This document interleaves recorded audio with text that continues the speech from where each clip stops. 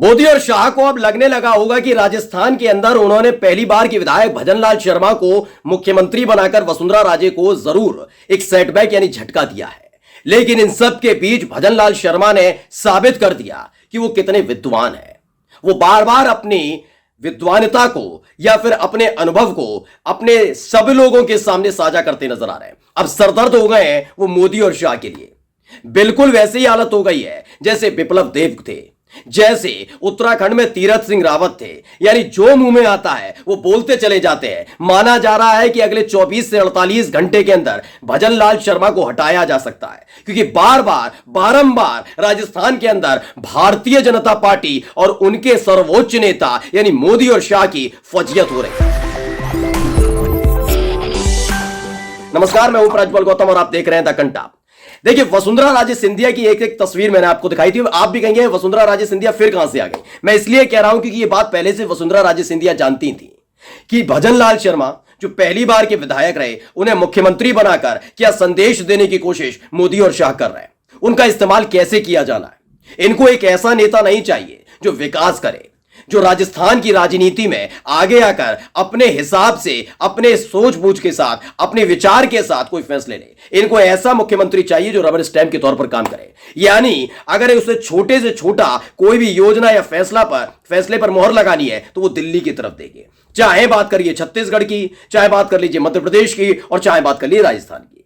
अब क्या हो रहा है, जब से राजस्थान में भजनलाल शर्मा के नाम का ऐलान हुआ, उसके बाद शपथ ग्रहण समारोह हुआ, तब से ही लगातार बार बार फजीयत हो रही है। और भजनलाल शर्मा, मैं आपको बता दूं, कांग्रेस या फिर अशोक गहलोत या फिर सचिन पायलट या फिर वसुंधरा राजे सिंधिया की फजीयत नहीं करा रहे, बल्कि अपनी और अपने जो उन लोगों की फजीयत करा रहे जिनकी बदौलत वो खुद मुख्यमंत्री बने।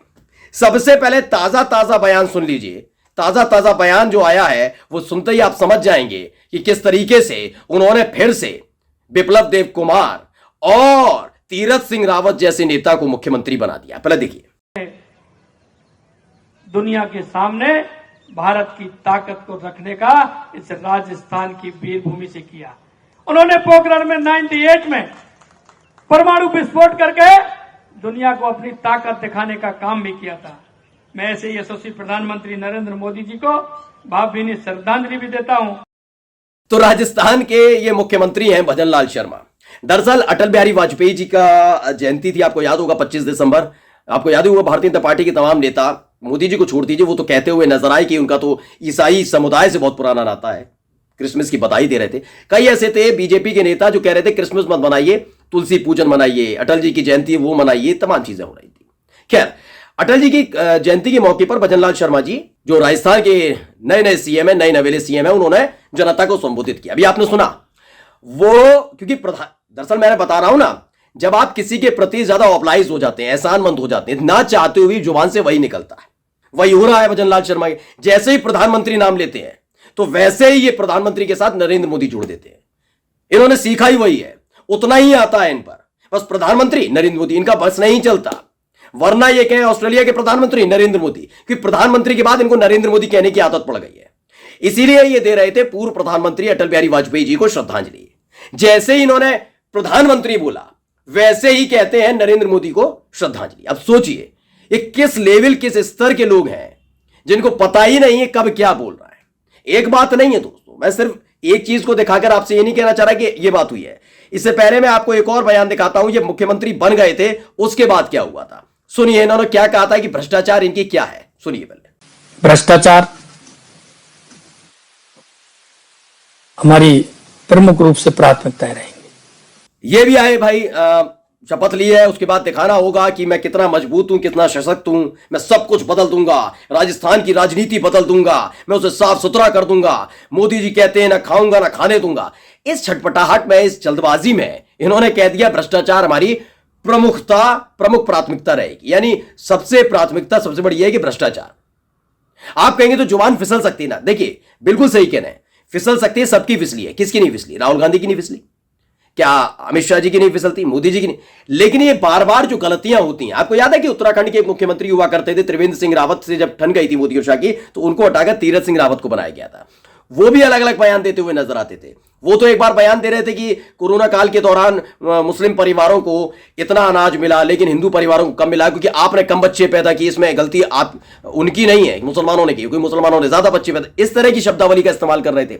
बहुत अलग अलग तरह के बयान तीरथ सिंह रावत ने दिए थे। उसके बाद उन्होंने हाथ जोड़ लिए, उन्होंने कि भाई हमने तो लगा था तुम्हें बनाकर हम इस्तेमाल करेंगे लेकिन तुम तो हमारा ही बेड़ा कर रहे हो, पहली फुर्सत में हटा दिया गया। ऐसे ही मुख्यमंत्री हुआ करते विप्लव देव कुमार पूर्वोत्तर राज्य में, उनको भी हटा दिया, वो भी पता नहीं कौन कौन से बयान देते थे। यानी ऐसे एक व्यक्ति को मुख्यमंत्री बना दिया गया है जिनकी अपनी ही जुबान पर उनका लगाम नहीं, वो कुछ भी बोल जाते हैं। अब भ्रष्टाचार पर प्रधानमंत्री नरेंद्र मोदी को श्रद्धांजलि दे दी गई।